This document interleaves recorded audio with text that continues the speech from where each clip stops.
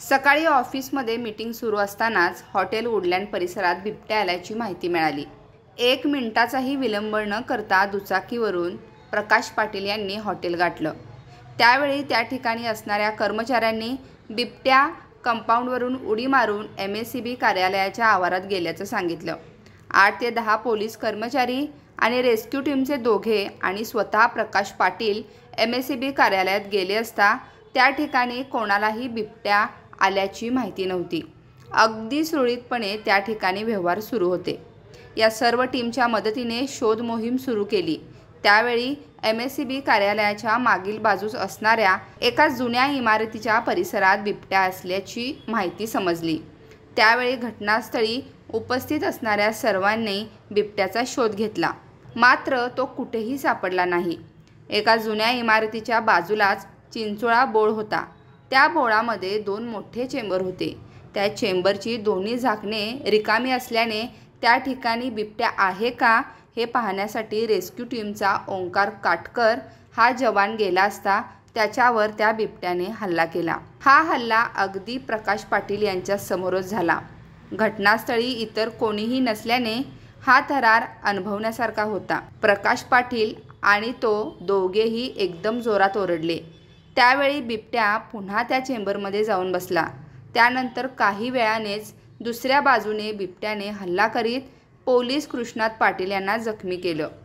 त्यावेळी इतर सर्व कर्मचारी तिथे गोळा झाले आणि त्या ठिकाणी असणाऱ्या स्थानिक MACBच्या कर्मचाऱ्यांना तिथून बाहेर काढलं। सुमारे अर्धा तास चाललेल्या या थरारामुळे परिसरात एकदम भीतीचं वातावरण निर्माण झालं होतं। वुडलँड हॉटेल व त्याच्या शेजारील सर्व इमारतीवर बघ्यांची गर्दी मोठ्या प्रमाणावर जमली होती। यावेळी पोलिसांनी पुन्हा मोठी फौज मागवून घेतली आणि बिबट्याला जेरबंद करण्यासाठी इतर सुविधा असतील तर त्याही मागवल्या। दरम्यान काही पोलिसांनी या आवारात गर्दी होऊ नये यासाठी MACB कार्यालयाचे मुख्य गेट बंद करून या ठिकाणी कोणालाही सोडू नका अशा सूचना दिल्या। या घटनेनंतर सुमारे अर्धा ते पाऊण तासानंतर सर्व टीम या ठिकाणी आल्या आणि बिबट्याला जेरबंद करण्यासाठी उपाययोजना सुरू केल्या। ओंकार काटकर हा रेस्क्यू टीमचा एक जवान या ठिकाणी तो बिबट्या असल्याची खात्री करत असताना त्याच्यावर चेंबरमधून वर येऊन बिबट्याने हल्ला केला। हा हल्ला इतका जोराचा होता की या हल्ल्यामुळे ओंकार किमान 7 ते 8 फूट घसरत पुढे आला। त्यावेळी केवळ त्याच्या पाठीवर असणाऱ्या बॅगेमुळे तो बचावला।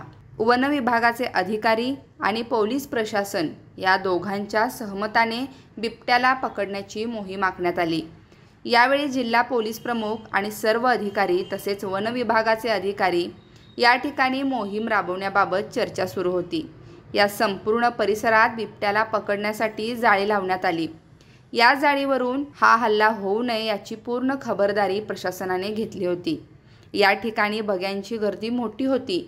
सुमारे 3 तासाच्या प्रयत्नानंतर अखेर बिबट्याला जाळ्यात पकडण्यात यश आलं आणि सुटकेचा श्वास सर्वांनीच घेतला। न्यूज मराठी 24 कोल्हापूर। ऐकलं? गोकुळची बासुंदी पुन्हा खावीशी वाटतेय। खरं सांगू, मलाही खावीशी वाटतेय। पुन्हा पुन्हा खावीशी वाटणारी गोकुळ बासुंदी।